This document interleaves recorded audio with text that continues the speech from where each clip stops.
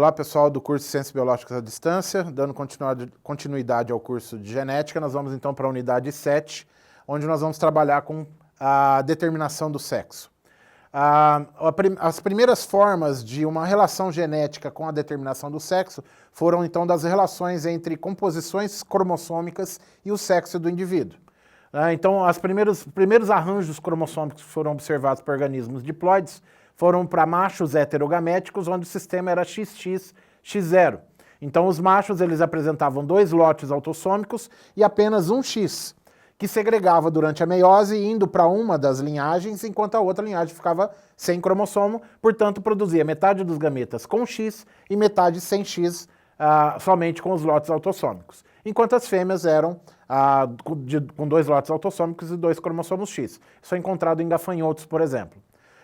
Posteriormente, foram encontrados, então, os sistemas mais difundidos na natureza, que é o sistema XXXY, que se enquadra os humanos, a drosófila e vários outros organismos modelo, como camundongos, onde as fêmeas, então, têm 2 cromossomos X, produzindo somente um tipo de gameta, e os machos têm, então, 2 cromossomos sexuais diferentes, com morfologia diferente, um X, que é igual ao da fêmea, e um Y, que é diferente, mas segrega como um homólogo, produzindo, então, 2 tipos de gametas, com o lote autossômico e o X, e com o lote autossômico e o Y. Posteriormente foram encontrados outros sistemas onde a fêmea era heterogamética, e ela é que apresentava 2 cromossomos sexuais diferentes, ou apenas um cromossomo sexual apenas, como no sistema X0. Para não confundir, então, por convenção, levou-se a se chamar, então, o cromossomo X passou a se chamar Z, nesse caso, e o Y passou a se chamar W. Para não haver confusão, porque nesse caso as fêmeas é que apresentam, por exemplo, no sistema ZZ-ZW, as fêmeas é que apresentam 2 cromossomos diferentes que segregam como homólogos. Então ela tem 2 lotes autossômicos e um Z e um W, portanto vai produzir gametas com lote autossômico Z e o outro gameta com lote autossômico e o W. E os machos são homogaméticos, então produzindo somente com o lote autossômico e o Z. E, por último, um sistema semelhante ao primeiro encontrado, só que agora a fêmea é que apresenta um cromossomo a menos. Né? Então ela que vai ter 2 lotes autossômicos e um Z apenas, portanto, esse Z vai para uma das linhagens durante a meiose 1, porque a meiose 1 separa cromossomos homólogos, então ela vai produzir metade dos gametas com o Z e outra metade sem, e os machos são, então, apresentam um número par de cromossomos, portanto, todos com lote autossômico e o Z. Então, para organismos haploides, onde os gametófitos, então, vão produzir gametas que são haploides, né? Então nós temos aqui um gametófito, onde na cápsula nós temos esse organismo, ele é diploide, por meiose ele produz esporos, então, que são haploides. Esses esporos, então, eles caem e germinam. Como esses esporos são haploides, durante a segregação, nós vamos ter então, esporos haploides que vão ser femininos, que vão ter o cromossomo feminino, e esporos haploides que vão ter o cromossomo masculino. Esses gametófitos agora, então, produzem gametas por diferenciação celular, que quando se unem, então, formam um zigoto diploide, que dá origem, então, a um gametófito, que aí vai, a partir desse gametófito, nós vamos ter a presença de esporos, produção de esporos novamente na cápsula. Então, a determinação do sexo está justamente na fase haploide do ciclo de vida. Né? Nós temos ainda o sistema de determinação do sexo em Menoptera, onde o que determina o sexo é se machos os machos são haploides e as fêmeas são diploides, então o número de cromossomos é que determina se é N ou 2N, né? Mas tem alguns casos específicos, como uma vespa parasita, onde o que determina na verdade não é se é haploide ou diploide, e sim se é homozigoto, heterozigoto ou hemizigoto para determinados segmentos cromossômicos. Então, se é haploide, ele vai ser hemizigoto, portanto ele vai ser macho. Mas se ele for diploide e ele for homozigoto, também é macho. Só vai ser fêmea se para esse determinado segmento cromossômico XA, XB ou XC, ele for heterozigoto para qualquer combinação entre XA, XB e XC. Nós temos ainda vários organismos onde o ambiente é importante na determinação do sexo.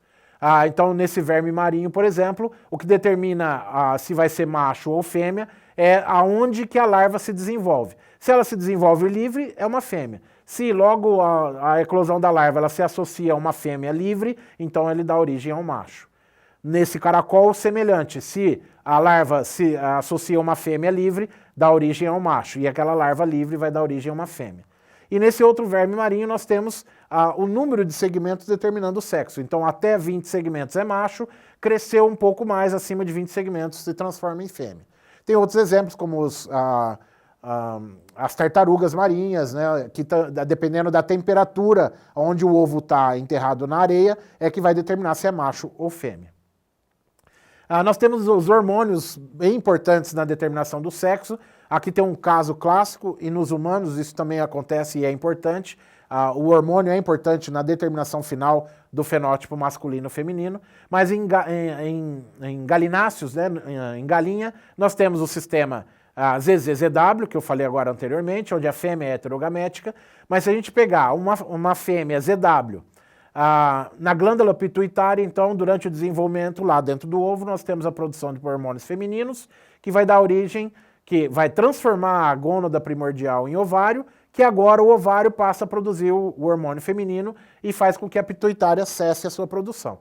Se a gente pegar essa mesma fêmea e tirar agora o ovário, porque na galinha somente um dos ovários é que se desenvolve, outros permanece primordial. Se você retira esse ovário e ela fica sem a fonte de hormônio feminino, com a remoção do ovário, agora as glândulas adrenais passam a produzir hormônio.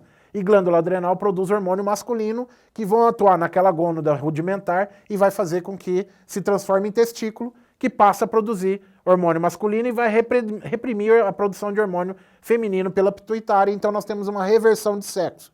Mas isso é feito artificialmente pelo humano. Precisa haver a remoção do ovário de uma galinha para ela se transformar num galo. Mas isso demonstra bem a importância do hormônio na determinação do sexo.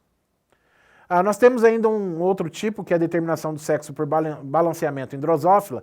Drosophila é um díptero que é estudado há mais de 100 anos, ele é um organismo modelo, e foi descoberto que a determinação do sexo em Drosophila, apesar de ser cromossomicamente XX, XY, não é o Y que determina o sexo, como é em humanos, como nós vamos ver daqui a pouco.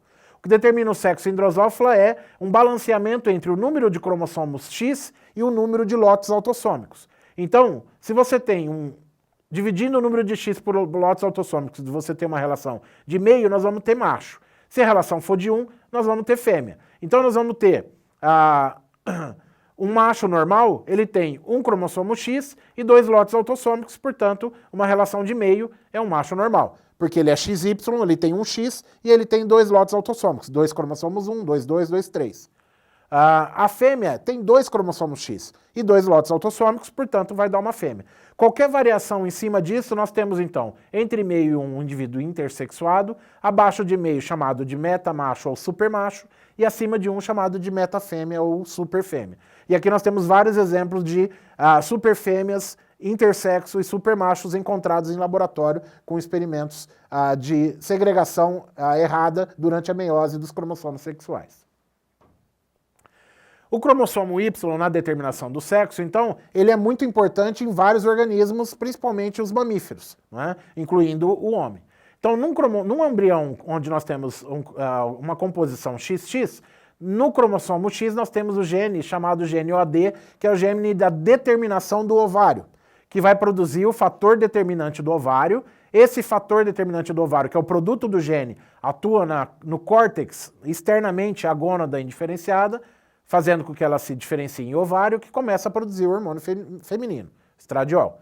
Isso vai atuar, então, agora sobre os canais de Miller, fazendo a diferenciação em trompas, útero e vagina superior, e impede o desenvolvimento dos canais de Wolff. No embrião XY, antes da expressão do gene OAD, porque ele tem um cromossomo X, no Y nós temos o gene chamado de SRY, isso é, o gene de determinação do sexo do cromossomo Y. A região de determinação do sexo do cromossomo Y, que produz o FDT, que é o fator determinante do testículo, tá? Que é essa proteína SRY, que vai atuar agora na parte interna da gônada indiferenciada, na medula, fazendo com que essa medula se transforme em testículo, que começa a produzir o hormônio masculino, a testosterona. Agora a testosterona atua nos canais de Wolff, transformando-os, então levando a diferenciação em epidídimo, vasos deferentes e vesículas seminais, e impede o desenvolvimento dos canais de Miller, que são aqueles que se transformam em trompas, útero e vagina superior. Então nós temos a atuação da expressão dos genes do cromossomo sexual X e Y na determinação do sexo em humanos, por exemplo, né? O gene SRY produz uma proteína que se liga pelo menos a 2 genes. Ele impede a expressão do gene P450 aromatase, que vai impedir a conversão de testosterona e estradiol, portanto mantendo um nível alto de testosterona e evitando a produção de hormônio feminino. Faz sentido porque esse gene leva à produção do sexo masculino, portanto é interessante que tenha maior proporção de hormônio masculino do que feminino. E ele ativa o gene para a substância inibidora milleriana, justamente porque os ductos de Miller são aqueles que se diferenciam na parte interna do sistema reprodutor feminino. Então ele atua nesse gene que inibe os ductos de Miller. Então aumenta a indução do desenvolvimento testicular e regride o desenvolvimento dos ductos reprodutivos femininos. Então esse gene está altamente conservado durante o processo evolutivo. Nós temos um homólogo no Y de marsupiais, que são os nossos parentes mais distantes. Ele está numa região do cromossomo Y, chamado de 1 a 2, que há muito tempo já se sabe que está relacionado com a determinação do sexo. Está presente em casos de machos XX, isso é, translocação entre cromossomo X e Y, trocas entre cromossomo X e Y, onde esse gene está presente num cromossomo X, levou então ao desenvolvimento do sexo masculino. Mulheres XY apresentam mutação nesse gene. Camundongos fêmeas apresentam esse gene deletado, nós temos casos. Tem característica de gene regulador, que leva à expressão de outros genes, como a gente viu. Tem expressão conjunta com a formação do testículo no embrião e finaliza logo após a formação do túbulo seminífero, mostrando que a partir do momento que o sistema reprodutor masculino está desenvolvido, ele acessa a sua produção. Com isso, nós terminamos essa parte de determinação do sexo. Por favor, consultem os livros para buscar mais informações e não deixem de buscar os seus tutores para tirar quaisquer dúvida que vocês venham a ter sobre esse assunto. Bons estudos!